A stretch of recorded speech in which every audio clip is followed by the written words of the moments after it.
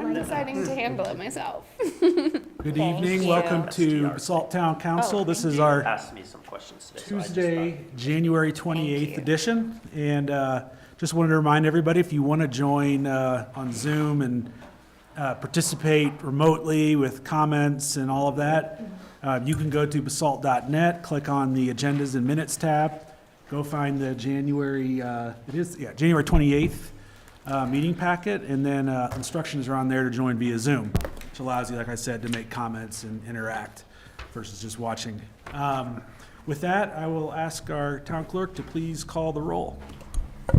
Gladly, sir. Let us begin with Angèle Dupré-Bouchard. Here.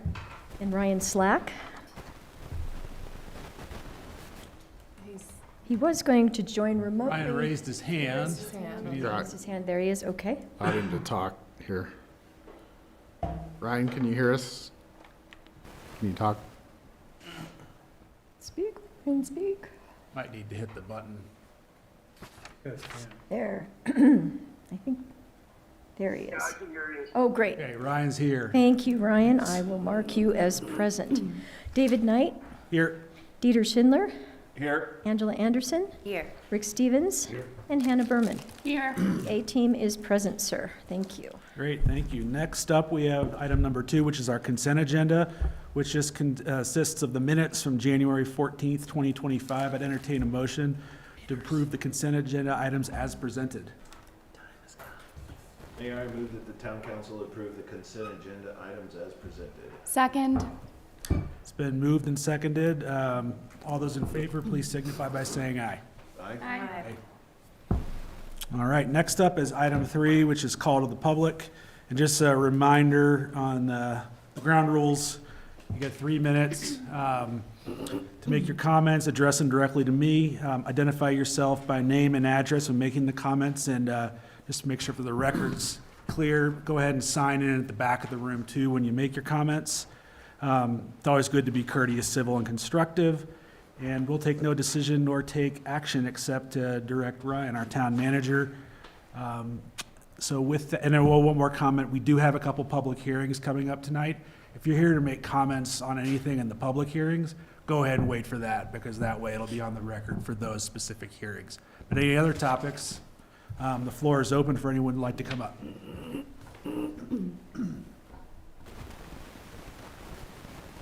Anybody online? It doesn't look like it. All right, we'll move along then to item 4, which is mayor and council reports and comments. Floor is open for anybody who'd like to give us some updates.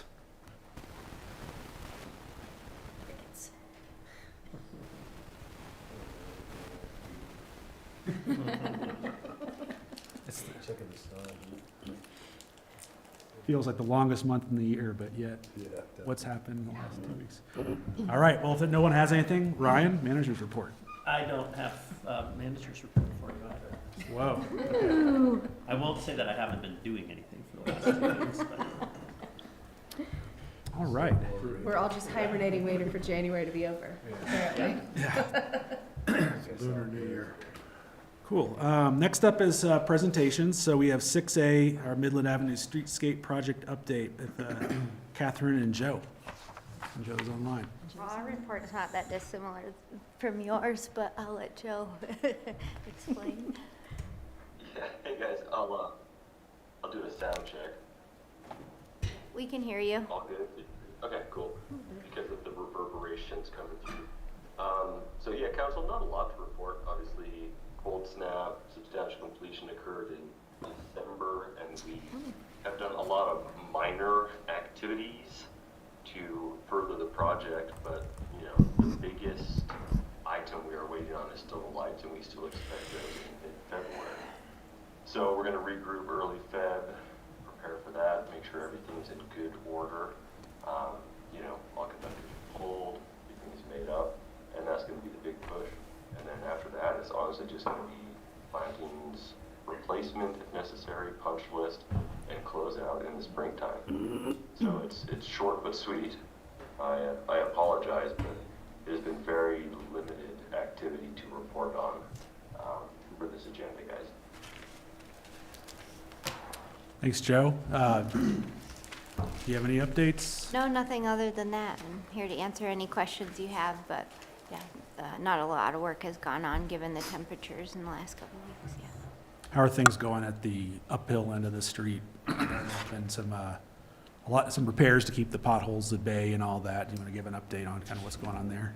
Yeah, as far as I know, the repairs that Stutzman did just when they came back from the winter break have gone well, and those have stayed in place better than they had previously, and we'll stay on it. Obviously, if any of you hear anything, let us know, and we'll make sure that things are fixed, because we'll need to keep on that through the winter until the asphalt plants reopen.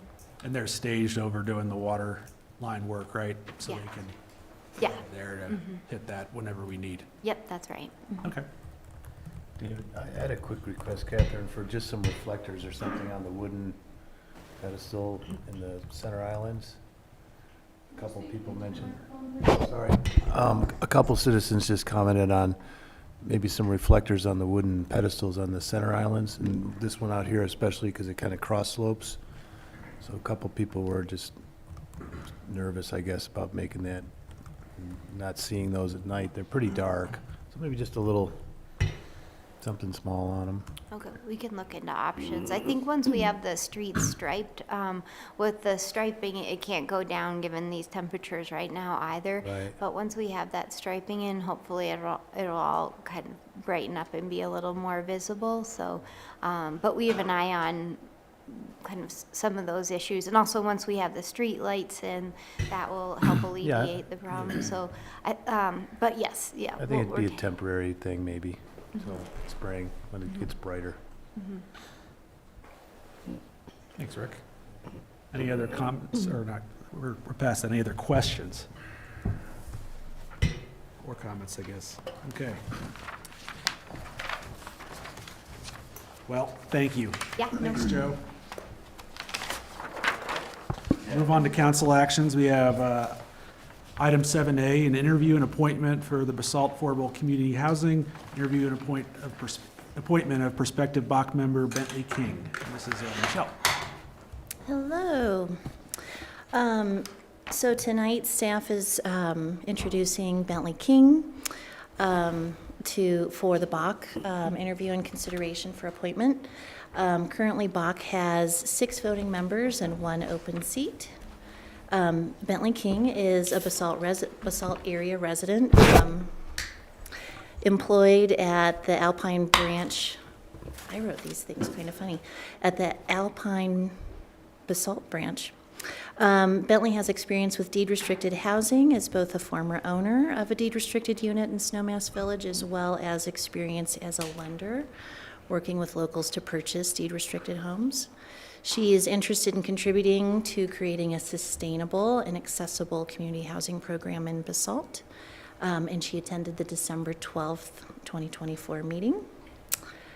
Staff recommends council interview the candidate and make a motion to appoint Bentley King to the Basalt Affordable Community Housing Commission for a 3-year term. Thank you. Yeah. Bentley, do you have any comments, anything you'd like to share about yourself, why you want to do this, and also thank you for your willingness to serve as well? Absolutely. Michelle covered it, most of my experience. I think there's a few other things that I can kind of lend to being on this committee. As far as commercial construction, I do have some knowledge around budgets and budgeting, how that works. Also reviewing and implementing structured guidelines. Obviously in banking, that's a big deal. It's something we deal with a lot. So I think I have some knowledge around that as well. Generally, though, I'm just really passionate about providing some opportunities to create and maintain an array of opportunities for people to own and live in this area of the valley. I think that's so important. Homeownership is a big dream of many people, and it's difficult in this area. Thank you. Great. Well, like I said, thanks for your willingness to serve. You got a great background. I think it'll be complementary to the rest of the folks on Bach. So any other questions or comments? Otherwise, I'd entertain a motion. Thanks for stepping up. Mayor, I move that the town council appoint Bentley King to the Basalt Affordable Housing Commission for a 3-year term to end January 28th, 2028. Second. It's been moved and seconded. We have a virtual attendee, so Pam, will you please call the roll? Absolutely. Let us begin with Angela Anderson, Yes. Rick Stevens, Yep. Angel Dupré-Bouchard, Yes. Ryan Slack,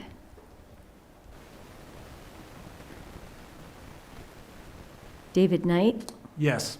Dieter Schindler, Yes. and Hannah Berman. Yes. Motion carries. Thank you. Thanks. Thanks, Bentley, and thanks, Michelle, for keeping the boards full. It's my pleasure. Yeah. All right, next up, we have item 7B, which is resolution number 2, series of 2025, resolution of the Town Council of Basalt, Colorado, authorizing the town manager to enter into a contract for on-call municipal engineering services.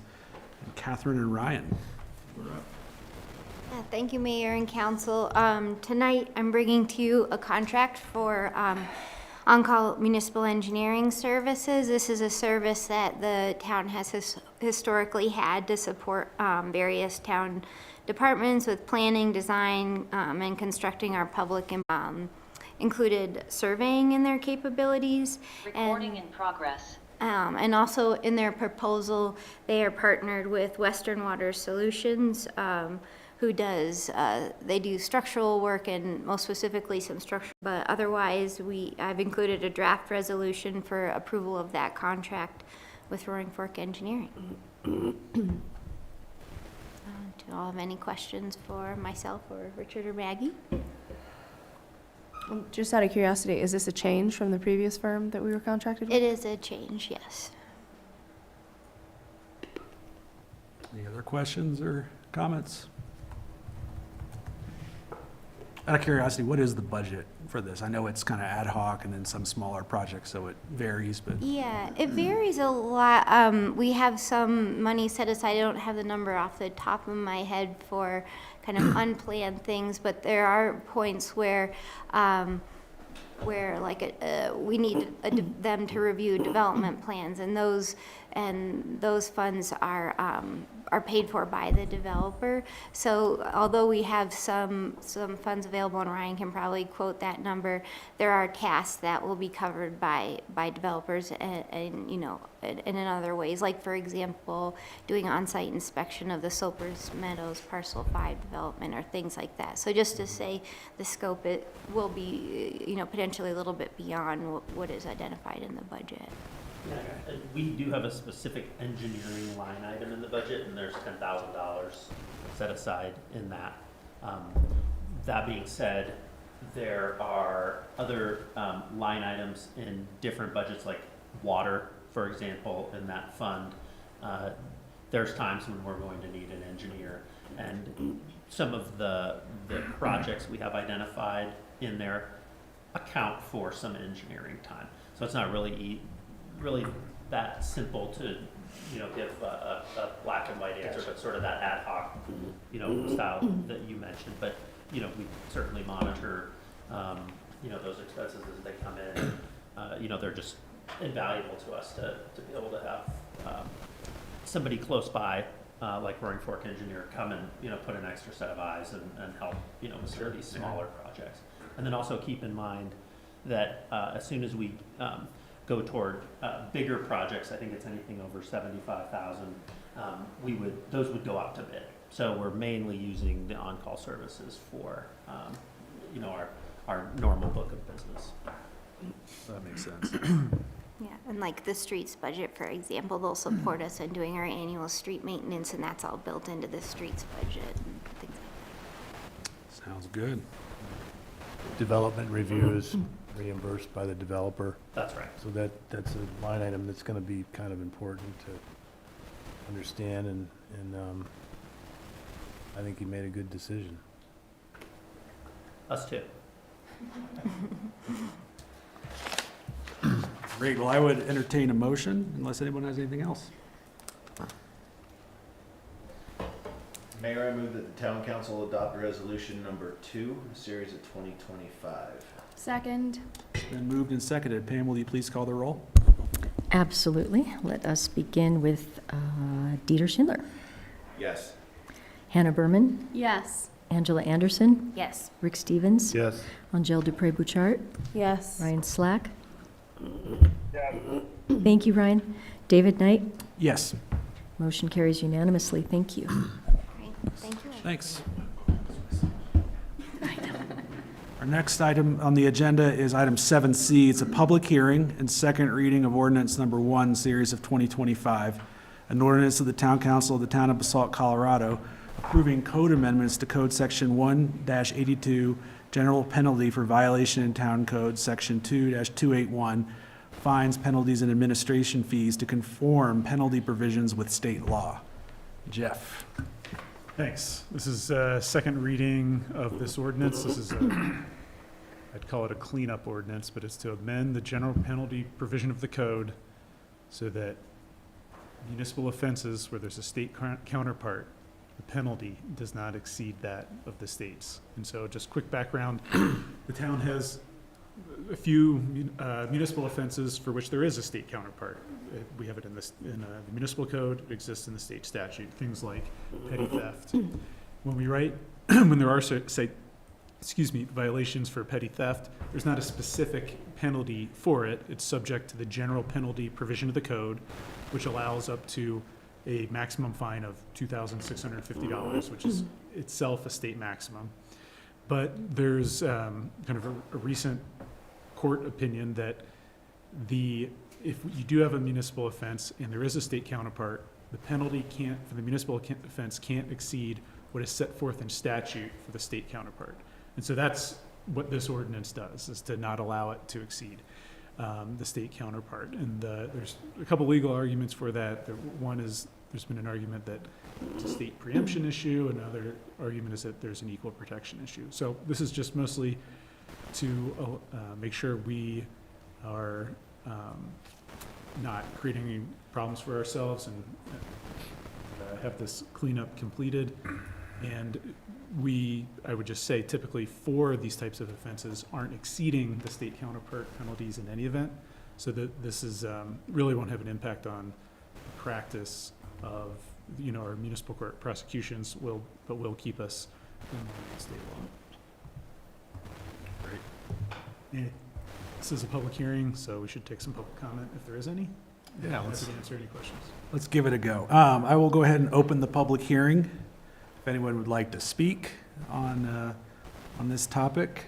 I don't see anyone online, and no one's coming up to the podium here in the room. So I'll close the public hearing and see if fellow counselors have questions or anything. I think this is pretty straightforward.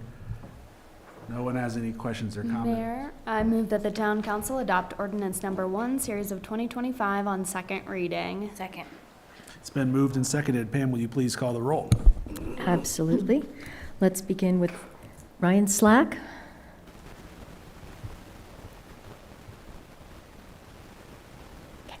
David Knight. Oh, Ryan got a yes. okay, we got you, Ryan, thank you. David Knight, Yes. Dieter Schindler, Yes. Hannah Berman, Yes. Angela Anderson, Yes. Rick Stevens, Yep. Angèle Dupré-Bouchard. Yes. Motion carries unanimously. Thank you. Great, thanks, Jeff. Our next council action is item 7D, first reading of ordinance number 2, series of 2025, an ordinance of the Town of Basalt, Colorado, approving code amendments to the Basalt Community Housing Guidelines, amending Part 3, Section 3B to update the town's community housing cash in lieu fees. James, you got this one. Yeah, thank you. This is first reading of an ordinance that would amend Part 3 of the Community Housing Guidelines to update the town's affordable housing cash in lieu amount. As background, the cash in lieu is included in the town code as a method of mitigating for affordable housing at the discretion of the town council. It is really only used for projects that have a portion of a deed restricted unit that is required, and there isn't a possibility or it isn't desired to have a deed restricted unit on site in such a project. The cash in lieu is listed as the lowest preference in terms of mitigation method, but it is required to have a cash in lieu option by law. The cash in lieu amount hasn't been updated since 2015, and as part of the affordable housing study and the work that EPS has done, they've calculated the cash in lieu fee using the legally accepted method, which is based on the gap between the median free market home price and the maximum affordable housing provision prices for the various categories. And as you can see in the language that's in the draft ordinance, it's a pretty decent increase from 2015. Staff thinks that's actually a positive as it helps discourage from using cash in lieu as an option, as the town would rather actually have units that are provided for mitigation. So this evening, staff believes that this is just kind of an update item. We would suggest asking questions if you have them, taking public comments, and you could approve the ordinance on first reading if you're comfortable. The Basalt Affordable Community Housing Commission, BAC, as well as the P&Z recommended approval of the draft ordinance. Great, thanks, James. Let folks make comments or ask questions of James at this point. I have one, James. Is there been any feedback from development community or any of the financing institutions or any of that, or is this? On cash in lieu, no, it's primarily been economic and planning systems, calculating what the legal basis is for the fee. And once again, we hardly ever use the cash in lieu fee option. I think it's been used twice in the last 20 years or so. Yeah. No, I think the disincentive is great. Just curious if anybody's responded to it, if you figure out if a project is required to have whatever the percentage is. And it's different categories in a square foot basis. If it's a 10 or 15,000 square foot shortage, it just gets put back onto the free market, which is probably appropriate. But I just wondered. Yeah, we haven't had any feedback from developers at this point. Thanks. Sure. Anyone else? I looked this over. I think that the model makes sense. The assumptions all make sense. We always want to default to actually building units in the development that are affordable, but I think this now better captures, the cost, so that we can recoup that benefit if, for whatever reason, it's not possible to include the affordable units in the development. So thanks for getting this done. Thank you. Yeah, I agree. I think it's just important bookkeeping, similar to the one right before this. We don't really, I think it's pretty well known that we don't ever like to use cash in lieu, but if we are ever put in that position, good that the amounts have been updated in the last 10 years. I thought the assumptions made sense. Yeah. So. The cost of building has skyrocketed, so it makes sense that we do a little housekeeping to make sure our incentives still align to get affordable housing in the ground. I like that we bring in an organization like EPS to make recommendations and help us, catch up and we are implementing those. Mm-hmm. Great. Well, if there's nothing else. Mayor, I move that the town council approve ordinance number 2, series of 2025 on first reading and set the public hearing and second reading for February 11, 2025. Second. It's been moved and seconded. Pam, will you please call the roll? Absolutely. Let's begin with Rick Stevens, Yes. Angel Dupré-Bouchard, Yes. Ryan Slack. Thank you, Ryan. David Knight, Yes. Dieter Schindler, Yes. Hannah Berman, Yes. Angela Anderson. Yes. Motion carries unanimously. Thank you. Thank you, Pam. Thanks, James. And you're up again, though, for item 7E, which is the first reading of ordinance number 3, series of 2025. An ordinance of the town of Basalt, Colorado, approving town code amendments, amending section 16-203C, renting of rooms and housing units, and amending appendix C, fee schedule, other fees table, establish a short-term rental fee. James. Thank you. As the mayor indicated, this is first reading of an ordinance to consider code amendments to Town Code Section 16-203, which is the short-term rental section of the code, as well as the Appendix C, which is the fee schedule, and this is in order to establish a short-term rental regulatory fee. As background, as part of the EPS contract on the housing report, they were required to provide the town with a legal nexus study on establishing a short-term regulatory fee, as town council was interested in having short-term rentals better mitigate their impact on the town and the town's supply of affordable housing. EPS provided the legal nexus report that is in your packet that concludes that the town could enact a fee on short-term rentals of up to $5,064 per bedroom per year. This fee would need to be placed in a dedicated fund and used for the creation of affordable housing. The code amendments that you have in your draft ordinance would add an annual fee of $2,532, as you can see in the Appendix C schedule. And that is half the maximum fee that EPS calculated could be provided by the town. The Basalt Affordable Community Housing Commission, BAC, felt it appropriate to add the fee at half the amount that could be added legally and monitor the impact on the number of short-term rental licenses the town obtains for a year or two to kind of see if the fee would need to be adjusted. The Planning and Zoning Commission also reviewed that and was supportive of the proposed amount that was recommended by BAC. Additionally, BAC thought it important to add an exemption from the fee, and I'll go back to the exemption language that BAC proposed.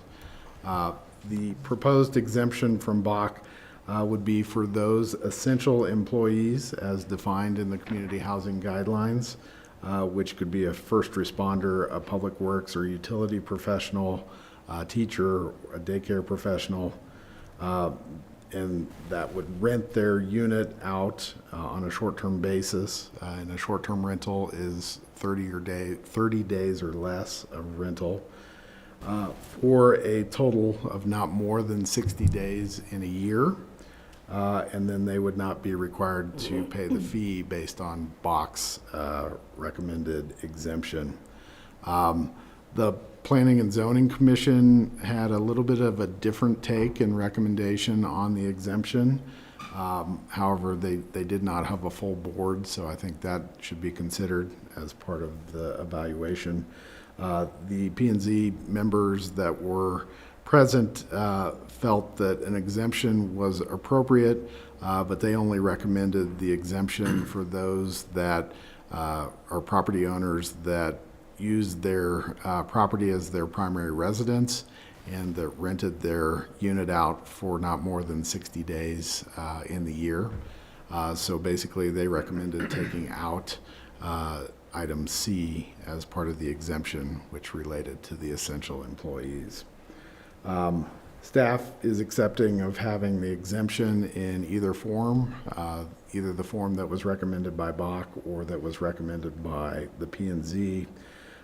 Staff doesn't really think that the exemptions will be used very often, given that we don't believe that there are many essential employees that actually own free market units in Basalt, and that the majority of the short-term rentals are rented for more than 60 days a year, as we understand it. So the proposed ordinance that you have in your packet includes the code language that was recommended by BAC, and so it includes the exemption for the essential employees. This evening, staff would recommend that you ask questions of staff. Staff would note, though, however, that if you have questions about the EPS methodology in calculating their maximum fee, that we could have EPS come in actually at the next meeting and discuss those questions. Staff would also request taking public comments and then providing council discussion. And if you're comfortable with the fee, you could approve it on first reading and set a second reading date. Staff would also note that if council is accepting of the code amendments, staff believes that council should discuss when the fee would become effective. There are options that could be considered. Those options would include making it effective upon the effective date of the ordinance, which would be about 3 weeks after adoption of the ordinance. In this scenario, it would only make the fee apply to applications for short-term rental that would come in after the effective date of the ordinance.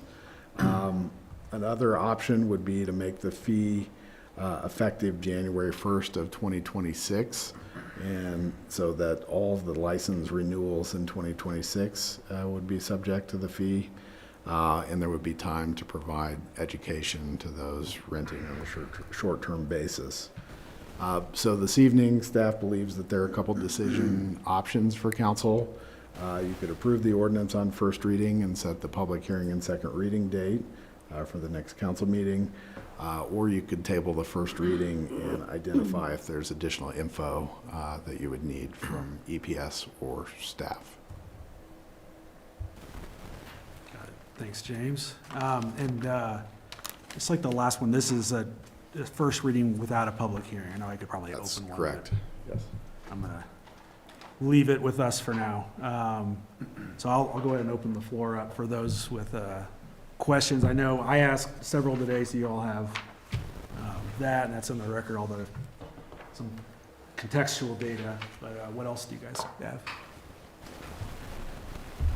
I got a call today from a person who's in the business of managing short-term rentals, and they were kind of in a panic. And, you know, we had a good conversation, and then we looked at the agenda, and I told her that her opportunity was on February 11th to give feedback on it as in the public hearing process.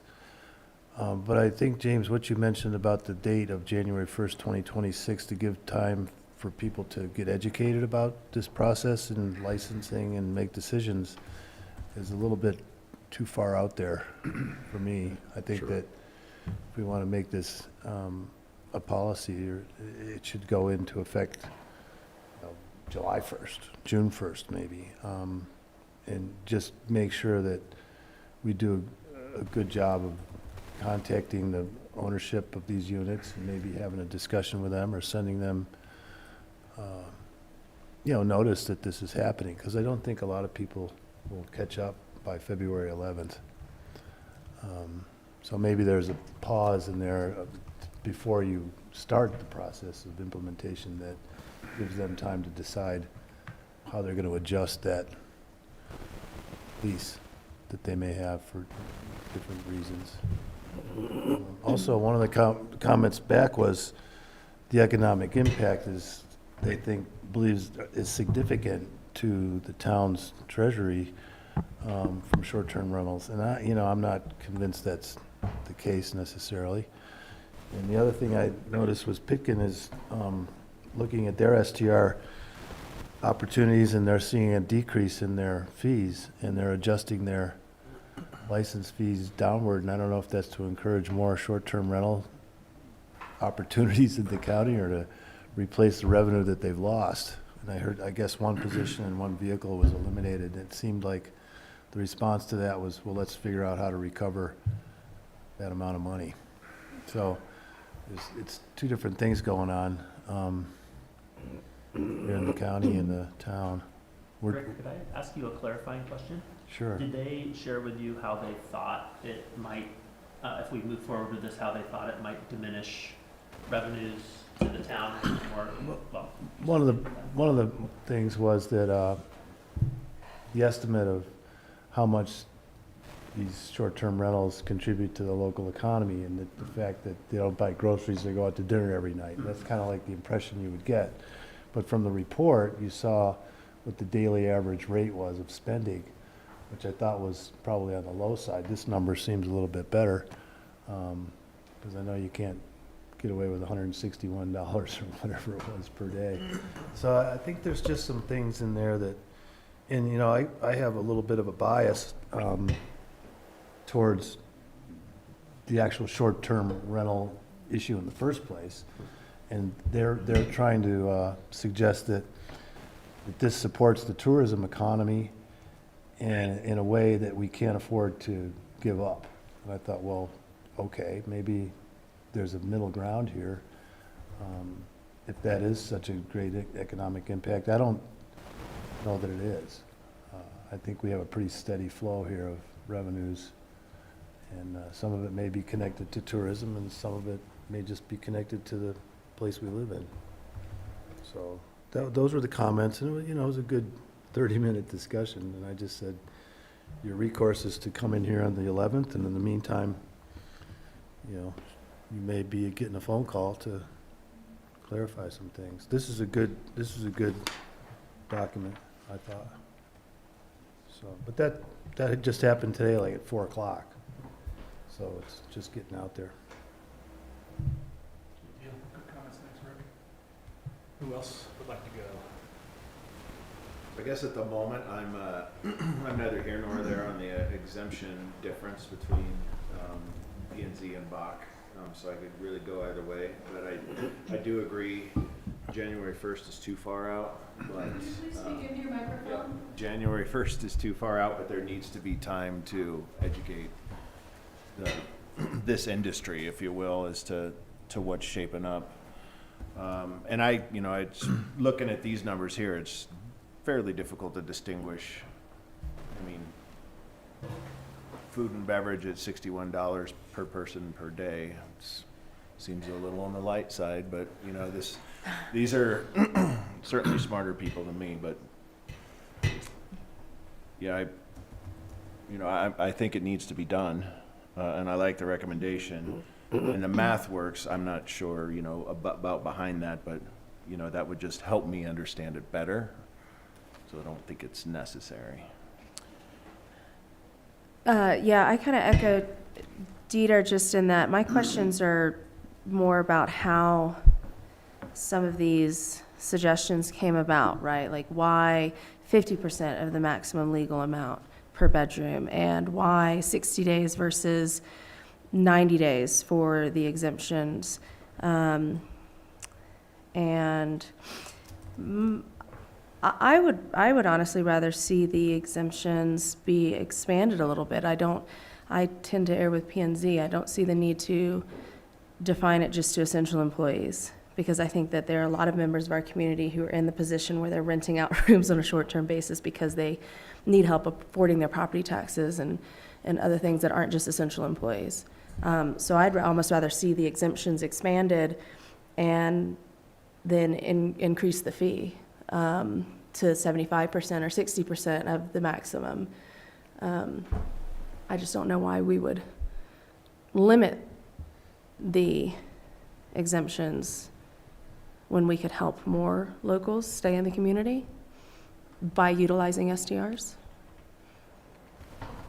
My comment was for the same about the restrictions. I felt like it's better to go with P&Z's recommendation, just because it seems like if you go with Bach's recommendation only for essential employees, it seems like it just kind of creates more work for you. And it's, up to your discretion, and then we have to, have a list of who's an essential employee and how do we, verify that this is somebody's primary residence, and that just seems like a lot of extra work for something that might not even be utilized that often. So for me, I think I would go with just P&Z's recommendation. I think it's the right tool. I was really struck by the original EPS study that shared that in 2015, over 90% of Basalt homes were occupied year-round, and that dropped to below 80% in about 5 years, and that's like 10% of our housing stock evaporating in 5 years, and that's why we're seeing, the rental rates on average increasing and home prices increasing, and this seems like a very reasonable tool to help slow that loss of occupied housing and subsequently help with what rents might look like a couple years from now. I have young friends who are kind of on the cusp of trying to buy houses here, many of which, that's never going to happen. But I think the ones that are having an ADU or some part of their home rentable is part of that calculus. Like, young people aren't going to be able to afford free market homes for the most part, particularly with local incomes, unless they can rent somewhere, so it makes sense to me to expand the definition to be not just for essential workers. I will say, and I think this is too hard to enforce, I feel differently about the fee if it's someone who's getting displaced, like someone who's taking their family for spring break, they're renting their house short term, and it pays for their vacation or helps with college funds.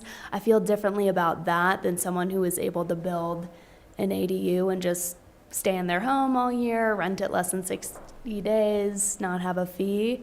So I guess in my mind, that's probably not worth the enforcement.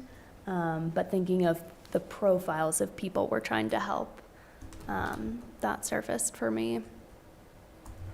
Well, that did come up in the conversation too, of the people that are trying to make a little extra money to pay property taxes and maybe pay down their mortgage because it was so expensive to buy it in the first place.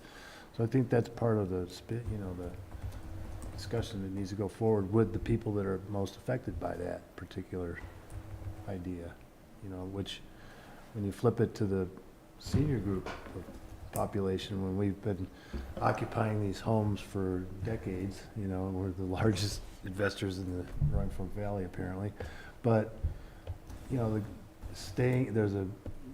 aging in place is a big deal, and to give the opportunity for someone to add on an ADU to an existing structure and move into it and utilize their space next door for their own family member or for a younger person to rent, and allow that flexibility. And that wraps everything into the bundle, right? The whole discussion around other opportunities. So I agree, Ann. I'll look at it from the point of view of exiting, and Yeah. you're looking at it from the point of view of entry. Mm-hmm. So both ends have to have opportunity attached. Yeah, I feel like as far as when it comes to applying the exemptions, in my point of view, the overarching one is this the person's primary residence? If it's your primary residence and you're in any kind of position, whether or not you are aging out or trying to come into the market or trying to afford your property taxes or pay for your children's college education, I don't care what it is. If it's your primary residence and you're making the decision to short-term rent it, you're doing that out of necessity in all likelihood. And because you're living outside that 30%, cost of housing that, we should try to aim for.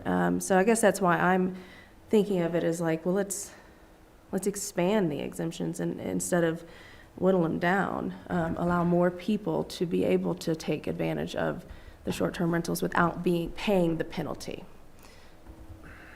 Mm-hmm. Yeah, so there are a lot of comments that I agree with, but overall I am supportive of doing this. I think the big thing for me is that short-term rentals create an affordability gap. That affordability gap the cost of it is borne by the community. It's borne by everybody who gets services where there aren't workers able to be there. If you have kids in school and the turnover of teachers happening, there's all kinds of knock-on effects that happen down the line. And we all bear the cost of having this affordability gap, no question. I think this board correctly aligns that cost with the people who are making the money from short-term rentals. And I'm glad we're doing that. I mean, so philosophically, to your point, Angela, it's like, I charge more. I think we should consider down the road, like keeping this cost current and maybe stepping it up over time. I think coming in close to that 100% mark now is like tough. Because I empathize with those who have the short-term rentals, but I'd also counter, I have a rentals, you guys know, in Denver, and like we can't short-term rental it down there unless you're a primary resident. And so we long-term rent it, we give somebody housing. And I think this just makes it so it comes out the same as if I had to pay a huge fee down there. Anybody, you're actually basically getting the same amount of money, but you're bearing the cost of either doing it the short-term way or giving somebody a long-term, which is better for the community. If that makes sense. So I think that's part of what this is trying to do is incentivize people to consider that long-term option. Yeah. Which is why I'm saying, like, yeah, if we broaden the exemptions so that we're not penalizing the local population, right, that are just doing it in order to stay, the primary residents, but then make it more difficult for the others, Yeah. then maybe it pushes, place some properties back into that long-term pool. Yeah, I think for the exemptions, I think the 60-day is a good number. It's a summer, it's some time during the winter if you want to get away, go somewhere else and rent your place out and make some money back. I mean, I think that's great. Having the essential employee requirement, I prefer to go with what P&Z recommended. I think that just makes more sense. I don't know if we're gonna, I'll ask this, do we anticipate, how much attrition would we anticipate by having this program in place? I mean, I think just kind of doing some back of the envelope, it seems like people will still be in the money, but what are your thoughts? Yeah, well, I think a couple just general items to that effect. Almost 60% are renting for 90 days or more. And our average rental rate per night is over $500 a night. So this is significant income, and over 90 days is more than a season. It's a lot. If you have, so there's that aspect of it, and probably if you're renting for 90 days or more, yes, technically it's your primary residence. Are you really here all of the time? I'm not quite sure. Secondly, the 50% was intended that for the first year, the fee would be at 50% and then bumped up. Bach is very sensitive to the fact that throughout the mountain communities, there's been significant discussion over the last few years about STR fees. So trying to implement this in a way that's meaningful for the town and discouraging of STRs, but also being fair to existing residents. So that's certainly there. As far as the discussion about ADUs and whatnot, I think that's an excellent point. And really just kind of remembering that the premise of this is that ADUs are a source of affordable housing in the town. And so basically to David's point, that by having this fee at a level that maybe discourages STRs or encourages a long-term lease to somebody is part of the aspect there. It is a very tricky slope between supporting people who need that extra income to pay for taxes and insurance and all of those things. But if you just did quick math, and I know not every STR is making $500 a night, but if every STR is making $400 a night for 30 days, you're at $12,000. That's a lot. And frankly, if an affordable housing person could rent that property, over the course of a year for $1,500 a month, it's just a balance of the income. And there are so many different factors, and we're really sensitive to that. But those are some of the things. The last little tidbit I'll share with you all is, as we've had robust conversations about these exemptions with Bach and P&Z, you should know that there are not generally exceptions for other STR programs throughout the state. It's a one and done, sort of deal, because it's really hard to peel the onion in a way to say that these people are essential employees and these people are not. And what if this person was an essential employee last month and then changed jobs? Are they still an essential employee for the rest of the month or the rest of the year? It gets really challenging. So we've learned from communities that have had these in place longer, like Steamboat and other organizations, that they may have started with more of a complex and considering program and dialed it down to one and done. We'll do whatever you guys want us to pursue, but I just wanted to give you sort of that background, because all of these aspects that you guys are discussing, the way that we would enforce those or search those out would be challenging. Thanks for that color context. Mayor, I could add to that, to your question. This may inform the thinking of the council too, is that the revenue from lodging, the 4% STR, it's about $500,000 over the course of the year. And when you peel away the Element, Aspinalt, Basalt Mountain Inn, Roaring Fork Club, That's 80% of our take is in those 4 areas. So they're really only talking about $100,000 of revenue associated with people renting their homes. Okay, so and I did spend a little bit of time this afternoon looking through. There's, of our lodging revenue, there's detail by property, and there are some that would throw in the towel because they would be upside down. And there are some that are in the money, and it's going to be, whether they're paying $2,500 or $7,500, they're going to still be in the money. So hard to estimate what the revenue loss would be, or what the gain would be, rather. Because we've got 1 bedroom being rented, we've got 2 bedrooms, we got 3, we got in some cases 4. That's like 4 bedrooms would be the exception. So, and then just again, informed thinking of that $500,000. 1% goes to the chamber, 1% goes to parks, open space, and trails for the maintenance, and the other 2% goes for events. So if there were some dilution to revenue in the lodging, that would add less revenue associated with funding the event scenario, or we'd have to pull from someplace else. So that's just information for informed thinking on what you're looking to do going forward, just the numbers. James, the exemption only applies to the regulatory fee, correct? All the other taxes.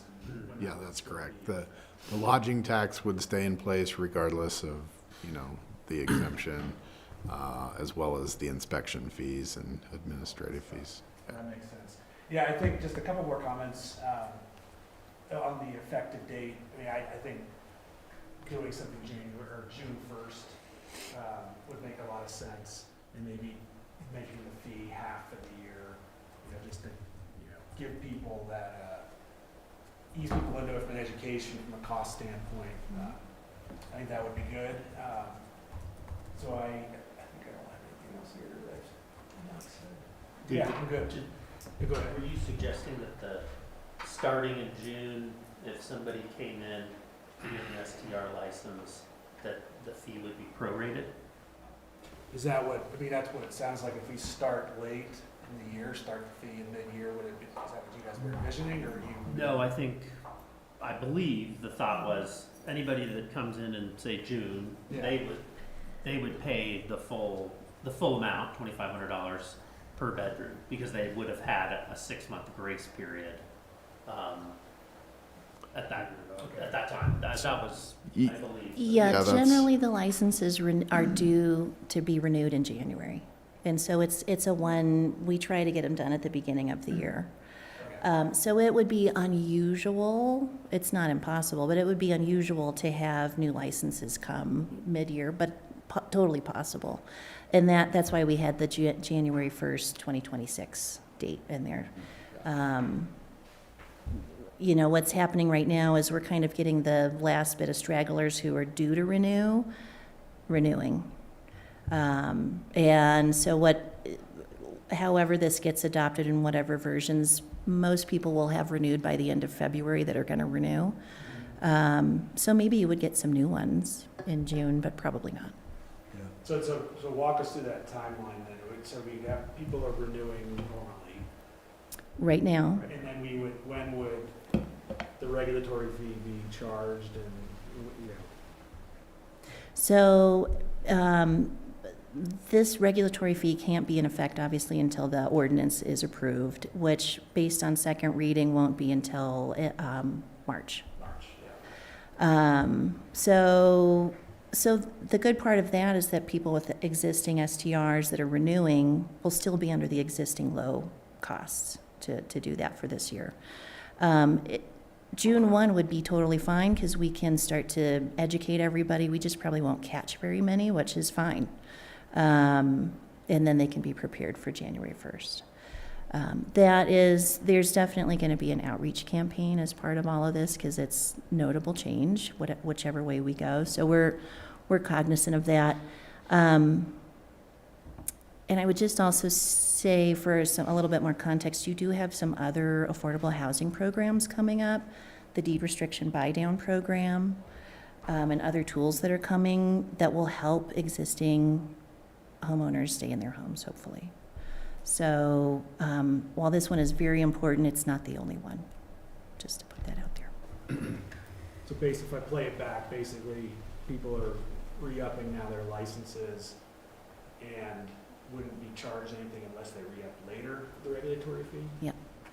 Or it was a new Or application. was it a new Or a new application? application. So everybody, say everybody got done by the end of April, then you wouldn't see anything until, they re-upped in 2026. Right.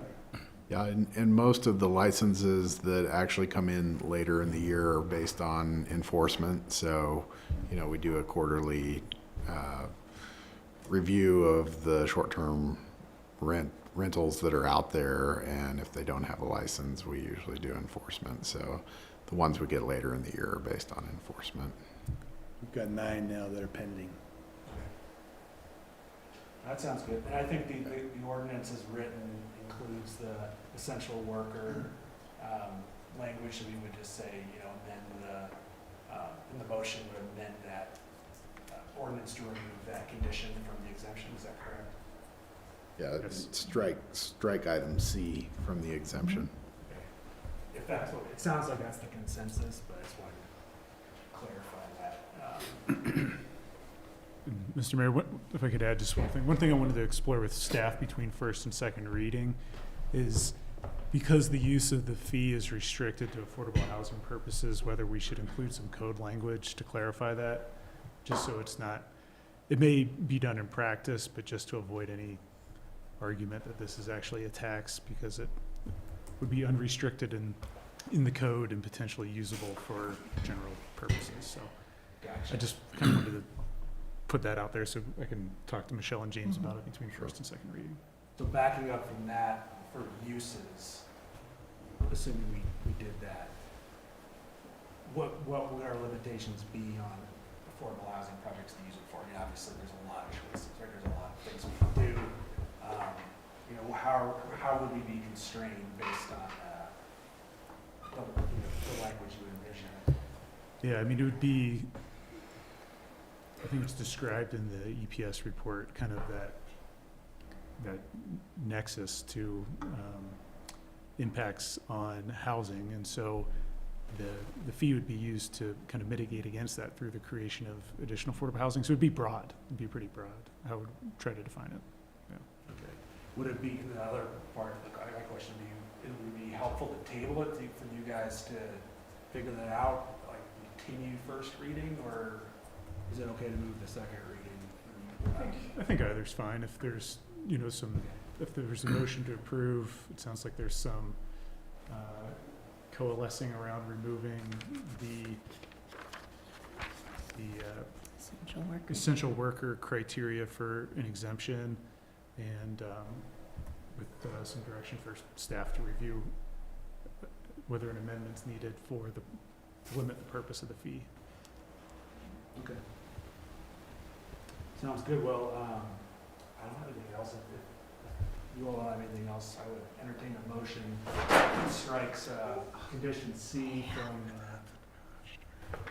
from the exemption criteria.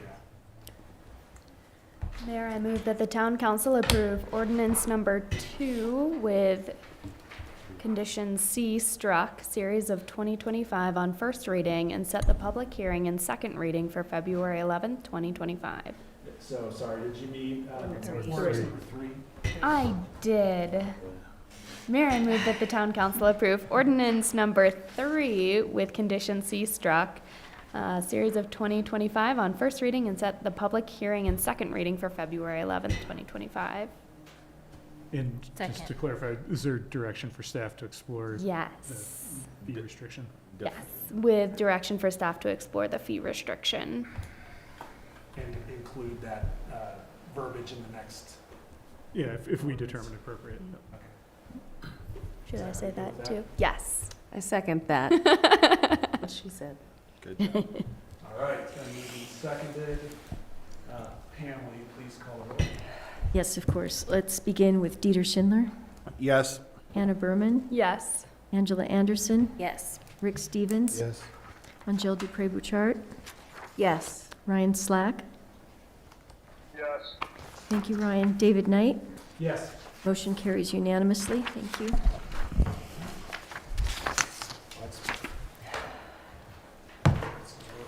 All right, well, I'll give you guys back 20 minutes according to this agenda, so I'm gonna hit the gavel and see you next time.